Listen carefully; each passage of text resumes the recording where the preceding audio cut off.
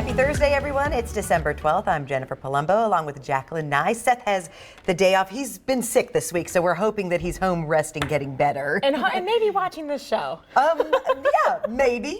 I would be surprised if he is, though. It's great to have you here, though. I know. I'm so excited to be here today. We brought you in from the night shift, so you'll still probably be working until midnight, so thanks for coming in early for us. Yeah, no problem. I know. It's like I walked in the newsroom and someone was like, "Why are you here in the daylight?" Yeah. I'm like, well, I'm going to be on the 12:30 show. Yeah.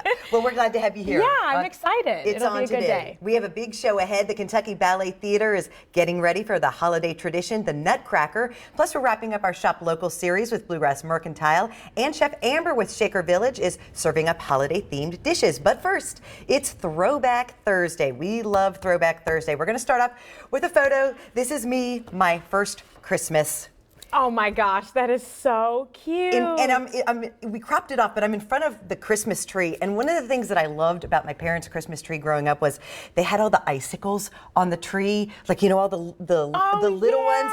And so, I mean, my mom just had the most, put together the most beautiful Christmas tree. But I kind of missed the icicles. Like, I thought maybe bring that back, but they're also I haven't seen those lately. Yeah, it may just be a thing from the 70s. I mean, you can tell by the orange shag carpet and my little stuffed animal next to me. That's but clearly, so I was very happy about my first Christmas. You were very excited about it. Yeah.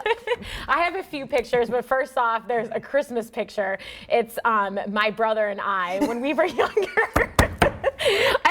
I sent this to my family group chat and asked why he was crying. And the theory is that he did not want to sit down and take a picture, clearly. And he was not happy also about sitting next to me, but it's very funny. And it's just like an iconic picture in my family. I love it. And I love the outfit, too. He probably was not thrilled about the big white blouse and the velvet vest. And I bet he had like the little knee-high white socks on. Yeah, he did. I'm sure he was also upset about matching his sister and just being there in general. I think I was 5 or 6, and so he was like 2 or 3. And you with the blonde hair. I know, isn't that so funny? I love it.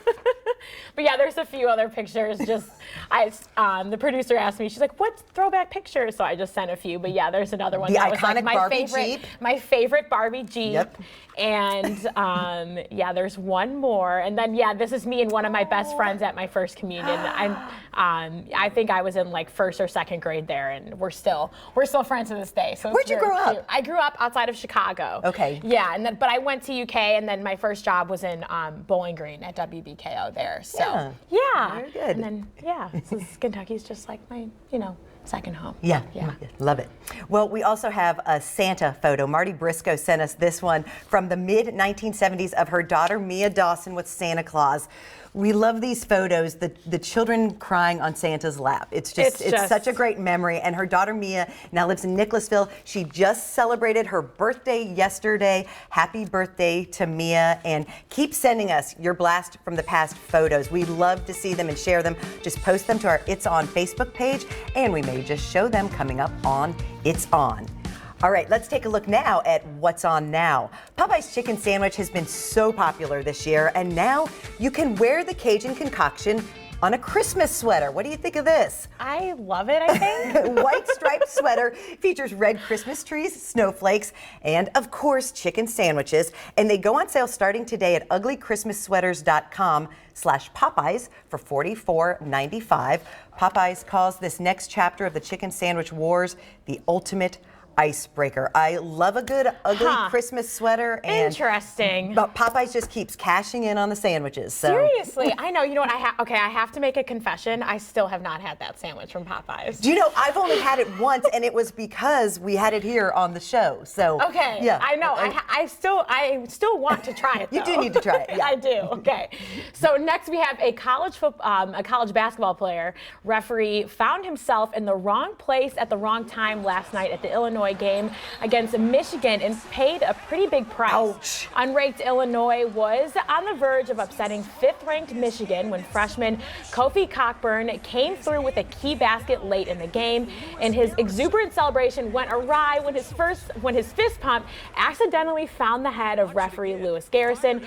Garrison went to the floor and shocked players as they looked on, and he was cleared by the medical staff on the side, but Garrison did go to the hospital go for some precautionary x-rays. Oh my gosh. Obviously just a freak accident, but I mean, oh my gosh.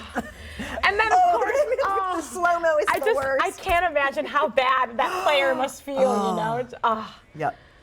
Oh my gosh. Well, glad the ref's I know, okay. glad he's okay. Yeah, seriously.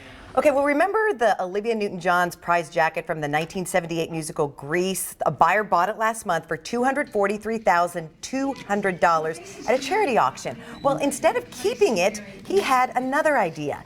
The anonymous billionaire said the actress is the rightful owner and that it doesn't deserve to just sit in his closet, so he gave it back to Olivia Newton-John. She auctioned off several of her items to raise money for the Olivia Newton-John Cancer Wellness and Research Center in Australia. Newton herself is battling cancer for the third time since 1992.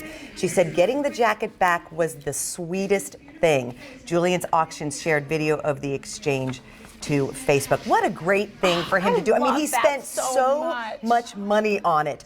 And then just to give it back to her is, you know, what a great gift. And it's just such an iconic jacket. It really is, yeah. That's so cool. I love that so much. All right, so you've read the news, you've seen what's trending, but do you even know how to say everything properly? I don't. A group of people who write captioning for television broadcasts helped come up with the most mispronounced words of 2019. The site of the worst nuclear accident wasn't in Chernobyl. It's actually pronounced Chair-noble. Okay, so I've been saying that wrong. Okay. Yeah, I have too. And the proper way to address teen activists in Time Magazine's Person of the Year is Greta Thunberg. Instead of Greta, okay. Instead of Greta, okay. The often purple-haired soccer champ who won the world title for the U.S. is pronounced Megan Rapinoe instead of Rapinoe? Yeah. Is that how they've been saying it? And then Notre Dame is okay for the Fighting Irish, but the French church that partially burned down is pronounced Notre Dame. Yes. Yes, and with the polling surge he's seen, you better learn to say his name. Mayor Pete's last name is pronounced Buttigieg. Buttigieg? Yes, and actually I saw that, I was like, Buttigieg? On his Twitter account, they have a pronouncer for his last name because as long as he's been in the race, people are still saying it wrong. So, yeah. Of course. I mean, there are a lot, though, there that, you know, I just thought I was saying right. And Oh, I guess yeah. we weren't. I mean, people pronounce my name wrong. I mean, I don't know. I mean, I pronounce things wrong all the time. Yeah. So it's like, as long as you ask. Right, exactly. Well, a Bud Light commercial shot in Summerville, South Carolina has left the mayor there irritated. The commercial is being shot on a main street downtown. Crews have said shooting the commercial could take up to 3 days, and they plan to finish up late tomorrow night. Mayor Wiley Johnson has voiced his frustration with the beer company's commercial, saying his irritation is due to a lack of being notified before the commercial shooting in a busy area of town. The mayor is also concerned about how the commercial will affect surrounding businesses. One business owner in the area, though, sees the commercial as a chance for the city to gain some good publicity. I mean, we're doing the story, so they're getting publicity. Exactly. My question is, though, wouldn't Bud Light have to ask permission before they just start shooting in a downtown? So you would think that there would be some sort of like paperwork for them to get a permit or something. But yeah, so well. The more you know, I guess. Okay, so if caffeine is what you need to get going, Pepsi has got you covered. Listen to this. Pepsi's new drink has twice as much caffeine as regular soda. It's called Pepsi Cafe. The drink is a coffee-infused cola. It also comes in vanilla. It'll hit stores in the U.S. in April.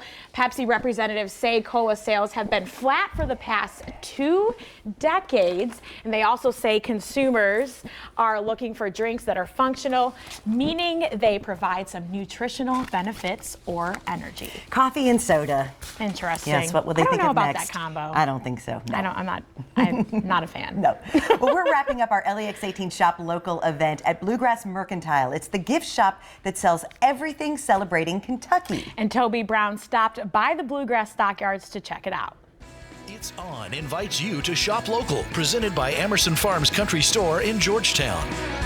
Tell me about your store. How long have you guys been open? We've been open a little over a year, and we opened because we came in to eat and we saw this big open space and we thought, what can we do with this?